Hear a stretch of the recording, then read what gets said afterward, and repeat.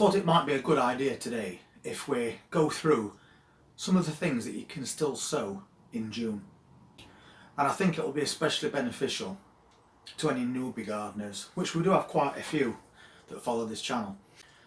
And a lot of people may think now, because we're into June, it's a little bit too late to start thinking of growing things from seed. But it's not, because you've got a different option now that we're in June. And that option is called direct sowing. Whereas over the last few months, everything had to be grown indoors or in your greenhouse, under cover. Because now it's warmer, day and night, you now have the option to direct sow certain vegetables. And if we start with one that you always have to direct sow, it's carrots. Plenty of time to direct sow your carrots into drills outside, or parsnips. But both these particular vegetables, you can't grow these in packs in your greenhouse because the taproot gets too long in a very short space of time. When your seedling is a couple of centimetres tall, the taproot underneath could be somewhere in the region of 4 to 5 inches, and it will have already started spiralling around, which makes your carrots and your parsnips misshaped or makes them fork and split. So definitely can still sow carrots directly outside.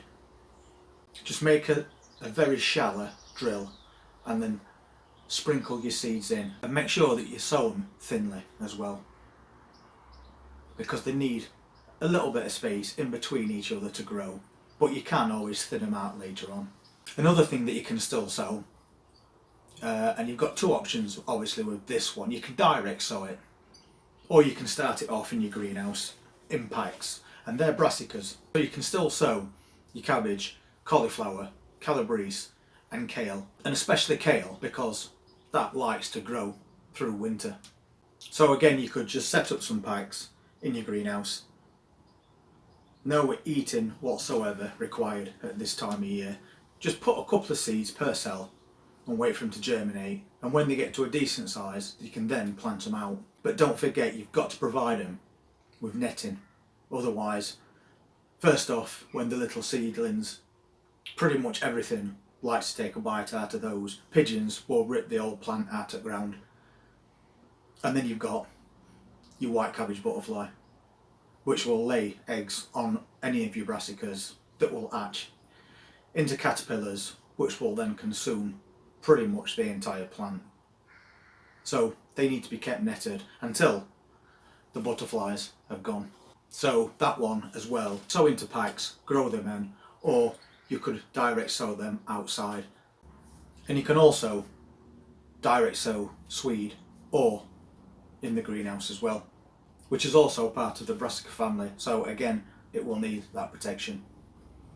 And then there's beans and peas. So you've got your regular garden peas like the aldermans that we're growing now, and you've got your French beans, dwarf varieties, climbing varieties like the cobras. Those now can be directly sown outside. Just make sure you leave a couple of inches between each pea to give them room. And you'll also need to cover those, because when these little tiny seedlings come up, the birds love them. So just put a little bit of netting over the top until they get established, and make sure you've got some kind of a structure in place as well for them to climb up, like we've done already with the first sowings. So runner beans, peas, French beans, you can still sow those now.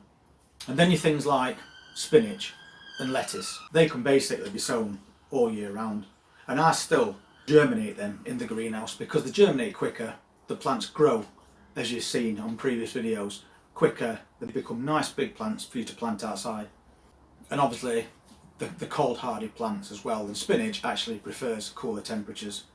Another one that you can direct sow straight outside is beetroot. They're not bad sized seeds, beetroot, they're like little clusters, so you can just make a row where you want them, space them about 4 inches apart or so, and just drop one seed in. One seed can actually germinate into more than one plant. So what I would do is I would drop a couple in each hole, just in case one doesn't germinate and another does, and then you can have a consistent row of beetroots.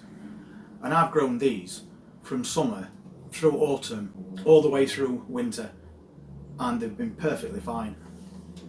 So you can definitely just direct sow those outside now. And although you might think it's a little bit late in the year, you still can sow cucumber seeds, courgettes and squash. But again, they'd be better off done in your greenhouse where it's warmer, because you'll get quicker growth out of them that way once they've germinated, to get them to an half decent sized plant. And you can use varieties like Market More as well, which you could, because that's an outdoor ridge cucumber, you could sow the Market More one directly outside. Or again, you could sow it indoors, grow it on a bit and then plant it out. So it's not too late to do those either. Most varieties of herbs are now fine to be direct sown outside. And this is why I'm giving you that choice. There's certain things that you have to direct sow, like carrots and parsnips. And there's some things that you've got a choice. You can direct sow them, or you can grow them in little cells in your greenhouse. But at this time of year, pretty much everything can be sown directly outside. It's also not too late to sow pumpkins if you haven't done any already, although it is getting a little bit close, especially if you want to be harvesting pumpkins in October. But it's not too late to plant some seeds and get them growing. But you really need to get that done now if you're going to do it. And my suggestion again would be grow them in pots in your greenhouse first, get that extra growth on them before you put them outside. And in about 4 weeks' time, we're going to have even hotter temperatures more consistently. So again, they're going to grow a lot quicker. And then the last thing that I wanted to mention is spring onions. I mean, I've already got some containers with spring onions in. I've got some in this greenhouse and I've got some more further down the garden. But you can grow spring onions pretty much all through summer, autumn and winter, which I tend to do. So I've got a consistent supply. And I always use a variety called White Lisbon, but there's plenty more different varieties out there if you want to try something yourself. And once again, these, personally for me, I put these in packs and I'll put 6 to 8 seeds in one cell so it germinates as a clump. And then that clump will be planted straight outside together, so you can just harvest a bunch of spring onions when they're ready. So you could actually just make holes in the ground in your raised beds or in your containers and just drop a few seeds in that hole and lightly cover them over, and they will definitely germinate perfectly fine. So that choice is basically up to you.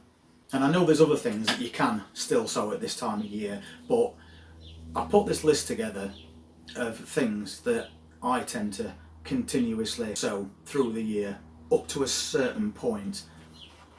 And for some things, June being the last chance for you to do that. And some things you can keep sowing all through the year with 2 to 3 week intervals, so you get those staggered sowings, and then you've always got an harvest while another set's growing on.